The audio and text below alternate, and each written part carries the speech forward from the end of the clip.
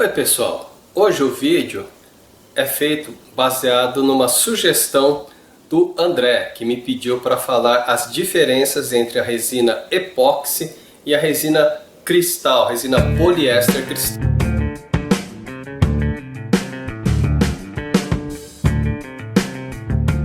Quando nós falamos de resina poliéster cristal, a mais comum é a resina poliéster insaturada ortofitálica.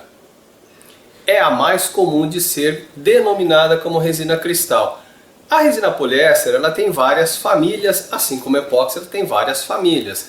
Nós temos as resinas poliésteres insaturadas ortofitálicas, isofitálicas, terefitálicas, isofitálica com NPG, bisfenólica, de ácido rético, enfim, tem vários tipos. Então nós vamos nos ater a falar sobre essa mais comum, que é a resina poliéster insaturada ortofitálica.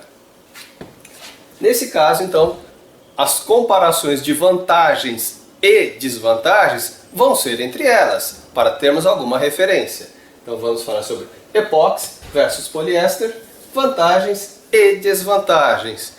Nenhuma pode-se dizer que é a mais correta. Na verdade, as vantagens e desvantagens vai depender da necessidade de cada pessoa. Então vamos começar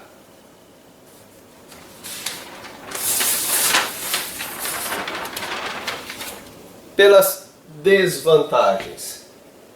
Quando a gente fala em resina poliéster, quem já trabalha com resina poliéster sabe que ele tem um odor muito forte, que é o odor do monômero de estireno. Quando você trabalha em um local muito fechado ou você pretende manipular muita resina numa vizinhança residencial, então esse odor pode ser problemático para quem trabalha em um local muito fechado ou a vizinhança reclamar de um odor muito forte. Contração. A resina poliéster ele possui um índice de contração bastante elevado, podendo em alguns casos chegar até quase 10%. São condições mais radicais, mas ele tem um índice de contração bastante elevado. Dureza vítrea. Isso aqui é uma resina normal, sem nenhuma modificação. Se você pegar uma resina poliéster, principalmente a cristal, fazer a catálise normalmente, você vai ver que ela tem uma dureza que, se ao cair, ela lasca e quebra com mais facilidade. Então ela tem uma dureza vítrea. Isso é possível modificar? Sim, é possível modificar e tem até resinas que não têm essa dureza vítrea tão alta, mas as mais comuns do mercado acontecem isso.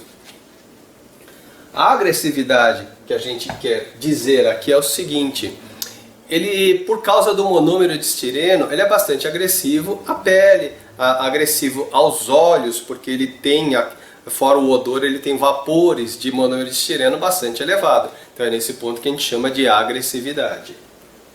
Shelf life. Esse é um termo americano, na verdade, que é muito utilizado para dizer o tempo de prateleira, o tempo de vida útil do material sem você catalisar. A média das resinas poliésteres é por volta de 4 meses, excepcionalmente alguns 6 meses. Então, eventualmente, se você comprou uma resina que já, por exemplo, tem 2 meses de fabricação, é interessante que você utilize a resina em no máximo 2 meses, porque após esse período, a resina pode começar a reagir sozinho. Ela vai começando a formar gotículas de resina cristalizada ou até grumos dentro dela. Acabamento. Quando a gente fala em acabamento, é que a resina poliéster não é muito boa em acabamento, principalmente quando se fala das partes que o molde está aberto em contato com o oxigênio do ar. Ele costuma oxidar, formando uma pelinha que, até se você passar a unha, muitas vezes ela é frágil, mesmo depois de seco, e ele não consegue ficar retinho, ele tem uma tendência a ficar ondulado, parecendo uma casca de laranja.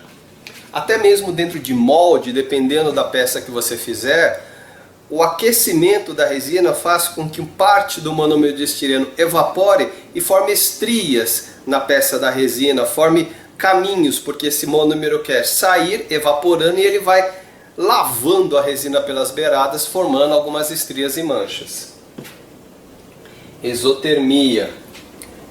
É muito comum para quem trabalha com resina poliéster perceber que dependendo do tamanho da peça, tem um aquecimento excessivo. Como você só tem um tipo de catálise, isso aí vai depender muito de você regular a quantidade de catalisador em função do tamanho da peça. Mas existe um limite mínimo que você tem que colocar de catalisador, onde você não pode diminuir mais. E aí, se a peça for muito grande, ainda assim vai ter um bom aquecimento, mesmo trabalhando com percentagens pequenas. Ataque químico. Da mesma forma que ele tem uma certa agressividade, o monômero de estireno ele não pode ser aplicado sobre superfícies como isopor, poliestireno, acrílico, porque o monômero de estireno ele trabalha como um solvente, atacando essas superfícies, corroendo. Então não é indicado aplicar sobre esses tipos de superfície porque vai atacar. Agora vamos falar das desvantagens do epóxi também. Vamos falar do epóxi. O epóxi ele costuma ter um custo, nós sabemos que custo é relativo, mas um custo mais elevado que o poliéster. Ele, em média, pode chegar 3, 4 vezes o preço de um poliéster. Amarelamento. O epóxi, a não ser que seja modificado, ou sejam epóxis especiais, a maioria dos epóxis comuns, eles têm uma tendência a amarelamento. Dosagens precisas. Isso é muito importante. No caso do epóxi, você tem que ter uma precisão na quantidade de resina endurecedor, não pode ser feito a olho, você tem que ter as medidas corretas para se fazer essa dosagem. E essa dosagem, impreterivelmente, nós recomendamos sempre que seja em peso, porque em volume a possibilidade de erro é muito grande. Variedades de tipos. As variedades de tipos nós podemos ver como uma vantagem e como uma desvantagem. Por que uma desvantagem? Porque pode acabar confundindo as pessoas que não têm tanto conhecimento desse tipo de material. Com o passar do tempo, as pessoas vão se acostumando, vendo as variações e aí conseguem ver a variedade como uma vantagem. Mas para quem está iniciando, a quantidade de variedades acaba sendo uma desvantagem porque confunde bastante. Conhecimento. O epóxi ele é bem técnico. Por justamente ter muitas variedades, ter algumas necessidades de dosagens e cuidados, é preciso ter mais conhecimento para utilizá-lo com segurança e sem prejuízo e para dar o resultado que você deseja. A mistura correta. Diferente do poliéster, o poliéster, se você fizer uma mistura, não digo uma mistura ruim, mas uma mistura não tão perfeita, ele acaba catalisando relativamente bem. O epóxi, se você não fizer uma mistura correta, como eu já expliquei em outros vídeos, vocês dão uma procurada por aí, tem um outro vídeo da forma correta de fazer a mistura, você vai ter problemas de acabamento, problemas de secagem, problemas de manchas. Da mesma coisa aqui, nas dosagens precisas, nas dosagens em pesos, dá uma procuradinha aí que tem outros vídeos que eu falo especificamente sobre esses pontos. Cristalização. A resina epóxi comum, não estamos falando de resinas modificadas, resinas especiais, comum, ela tem uma tendência a sofrer cristalização. Ela é completamente reversível, você não precisa jogar fora nem perder. Mas é uma coisa a mais que você tem que tomar atenção. Procura por aí também que tem um vídeo que eu falo sobre cristalização e como reverter esse processo. Pouca disponibilidade. Quando eu falo pouca disponibilidade é comparado à resina poliéster. Você tem muito mais lojas com resina poliéster disponível do que resina epóxi. Até porque a resina epóxi, como tem uma variedade muito grande, nem todo mundo consegue ter um portfólio muito grande de resinas epóxi. Consequentemente, o suporte técnico é mais difícil por ter menos disponibilidade de pessoas que comercializam com conhecimento técnico a resina epóxi. Agora nós vamos falar dos pontos das vantagens de ambos também.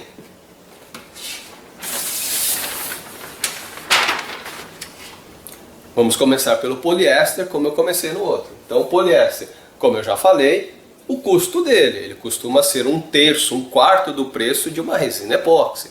Isso é uma grande vantagem dependendo da aplicação que você vai utilizar, onde não necessite digamos, de todas as vantagens técnicas do epóxi. Catálise não crítica. O poliéster normalmente utiliza basicamente um tipo de catalisador, que é o peróxido de metiltilcetona, ou PMEC, como é falado no mercado. Existem alguns nomes comerciais, como Butanox, Brasnox, outras coisas nesse sentido. Tá? Mas a vantagem dele é que você pode regular a quantidade de catalisador para mais ou para menos de acordo com o tamanho da peça, temperatura ambiente, tempo de trabalho que você precisa. Em média, a dosagem do catalisador vai variar 1 até 4%, mas isso depende desses vários outros fatores que eu comentei. Existe ainda também os aceleradores, o acelerador de cobalto, o acelerador de DMA, que são outros fatores que podem influenciar na secagem da resina. Mas por ele ter uma vantagem dessa variação, muita gente trabalha a olho, em gotas, né, ou em ml, que funciona bem, porque realmente ele não é tão crítico nessa dosagem. A transparência. Resina poliéster ele costuma ter principalmente a cristal, costuma ter uma transparência muito grande e ele permanece transparente por muito mais tempo que o epóxi. Ele não amarela tão facilmente e ainda assim existem aditivos no mercado que ajudam a retardar mais esse amarelamento. Mas já existem resinas poliésteres também, já aditivadas, que têm uma boa durabilidade dessa transparência e não amarelamento. A desmoldagem. A resina poliéster ela não costuma ser um excelente adesivo e possui contração. Isso facilita bastante na hora de retirar de moldes, porque ele vai diminuir e ele não possui um poder de aderência tão grande. E aí, nesse caso, a necessidade de desmoldantes em alguns moldes é muito pequena e, dependendo nos moldes de silicone, muitas vezes não precisa de desmoldante e, por ele não ter um poder de agarre muito grande, as reproduções no molde de silicone são muito maiores com poliéster do que o epóxi, eu diria em média até 10 vezes mais. Boa laminação. Quando nós falamos em laminação de fibra de vidro, de compósitos, a resina poliéster ele costuma molhar muito mais facilmente as fibras de vidros, até porque a maioria das fibras de vidros existentes disponíveis no mercado, eles têm tratamento específico para poliéster. Pouca fibra de vidro tem disponibilidade no mercado com tratamento específico para epóxi. Por isso o poliéster ele consegue molhar e laminar muito mais facilmente do que o epóxi. Diluente. No caso da resina epóxi, tem pouca disponibilidade de diluentes reativos para a resina epóxi no mercado. A maioria das pessoas já vendem a resina já pré-diluída, já com os determinados diluentes que eles acham necessários os devidos fabricantes e fornecedores. Na resina poliéster tem um diluente que tem muita disponibilidade, que é o monômero de estireno. Ele serve como um diluente reativo, até porque ele já existe na resina poliéster, com muita facilidade para você diminuir a viscosidade da resina poliéster. Novamente a disponibilidade, como eu já havia comentado, existem muito mais lojas, muito mais empresas fornecendo resina poliéster no mercado do que o epóxi. E nesse caso também o suporte técnico existe em maior proporção.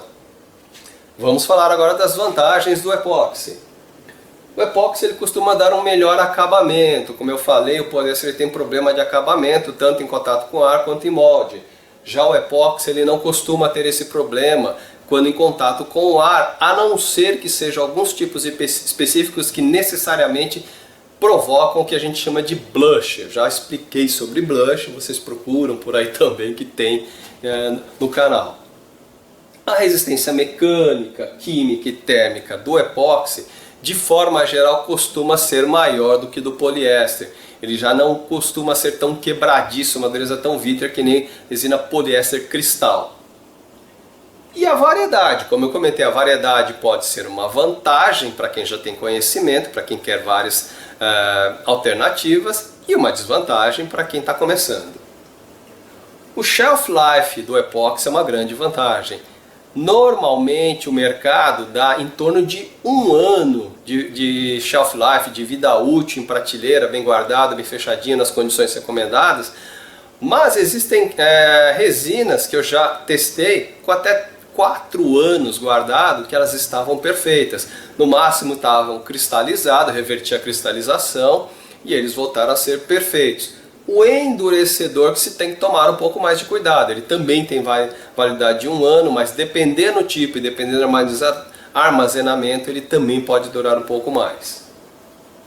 O baixo odor. Diferente do poliéster, que tem um odor bastante pungente do monômero de estireno, o epóxi ele tem um odor muito menor. Deixa eu resolver o problema. Voltei, vamos lá. Como eu falei, do baixo odor. Então a resina em si não costuma ter um odor muito forte. Praticamente ele tem um odor pouco perceptível. Os endurecedores, sim, a maioria deles tem algum tipo de odor, puxando por um odor amínico ou amoníaco, como algumas pessoas talvez tenham mais familiaridade, mas é o que a gente chama de odor amínico. Ele é um pouco mais, não chega a ser tão forte quanto o cheiro do monômero de estireno. E a baixa contração. Resina epóxi, em média, ela não chega a 1% a contração dele. Pode variar de 0,2% até 0,7%, isso em função de cada tipo que você escolher. Então a contração dele costuma ser muito baixo. Consequentemente, para desmoldar também ele é mais difícil, porque ele não possui contração. Uma coisa que eu não elenquei aqui, ele possui um alto poder adesivo. Mesmo os mais simples, que não são específicos de adesivo, ele possui um alto poder adesivo. Então neste caso, a necessidade de desmoldante nos moldes é muito importante, para que você possa reaproveitar esse molde várias vezes. Tá certo, gente? Aqui são alguns pontos principais. Existem outros pontos que podem ser feitos mais tarde, até porque existem vários tipos de poliéster. Então eu me ative ao poliéster mais comum no mercado, que seria a resina cristal, e eventualmente a resina de laminação, que são as resinas poliéster ortofitálicas. Mas, como sempre, tendo dúvida, me pergunta, manda nos comentários, manda e-mail e até a próxima.